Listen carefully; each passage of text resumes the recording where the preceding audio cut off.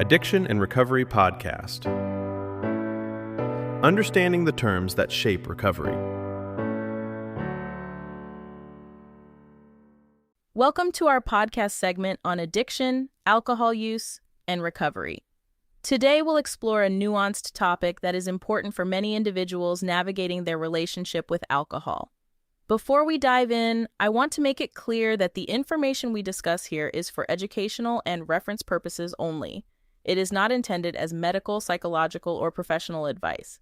Many people have experienced moments when social situations feel easier with a drink in hand. It's a common scene, friends sharing laughter over a cold beverage or toasting to celebrations.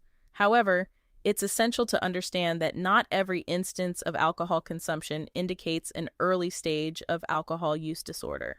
Alcohol can be part of social rituals or a way to unwind after a long day, and that's perfectly normal for many. Responsible alcohol consumption, occasional heavy drinking without significant negative consequences, or using alcohol to cope with transient stress do not inherently signify a developing disorder. This understanding is crucial as it helps distinguish between typical behaviors and those that may signal a deeper concern. A common misunderstanding is that any amount of drinking equates to the early signs of a disorder. This is simply not the case. For instance, experiencing a hangover after a night of celebration doesn't mean someone is developing an alcohol use disorder. Hangovers are often just typical physiological responses to excessive alcohol intake. Similarly, many use alcohol occasionally to relax. This behavior, when done responsibly, does not necessarily indicate an emerging disorder. So, how do we recognize when alcohol consumption may be problematic? Early signs of alcohol use disorder typically involve specific patterns where alcohol interferes with major life areas such as health, relationships, or responsibilities. Drinking in social settings without negative outcomes is an example of what is not an early indicator.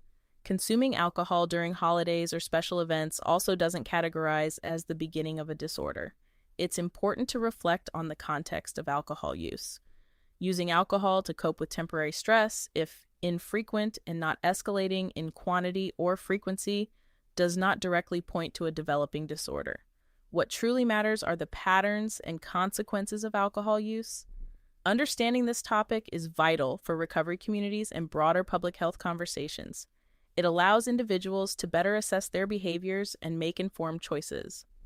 For those exploring careers in substance use disorder counseling or behavioral health, grasping these distinctions may help prepare them for the complexities of supporting others on their recovery journeys. Topics like this are often explored in addiction counseling education. Programs such as those offered at InterCoast colleges include discussions about behavioral health and recovery support. If you'd like to learn more about education pathways in this field, you can visit intercoast.edu. Thank you for joining us today as we continue to understand the intricate landscape of addiction and recovery. If you or someone you care about is struggling with mental health or substance use, help is available.